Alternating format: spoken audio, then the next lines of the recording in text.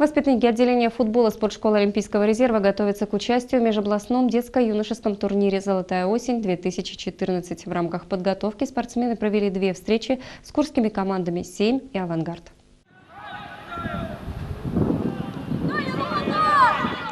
Команда из Дюшор-2001 стартует в состязаниях 30 октября. 2 встречи, которые провели воспитанники Игоря Епихина за последнюю неделю, будут способствовать качественной подготовке юных футболистов к популярному осеннему турниру. В первой из них железногорцы встретились со сверстниками из курского «Авангарда» и победили со счетом 3-1. Голы в команде Игоря Епихина забили 2 Даниил Алутин и 1 Евгений Полянский. А в минувшую субботу соперниками подопечных Игоря Епихина были ребята из курской команды «Семь». Как и в игре с «Авангардом», соперники смогли забить лишь гол престижа, а вот юные железногорцы были просто неудержимы. У ребят получалось в этот день все – и быстрые пасы в отрыв, и нестандартные индивидуальные действия, и выстраивание грамотной обороны в случае потери мяча.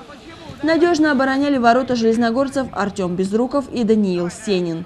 Игра проходила на прекрасном искусственном газоне стадиона «Горняк» и закончилась с разгромным для курян счетом 13-1. Бесспорно, победы подопечных Игоря Епихина в 2 матчах против курских детских футбольных коллективов добавят уверенности команде из Дюшор-2001 в популярном межобластном турнире «Золотая осень-2014».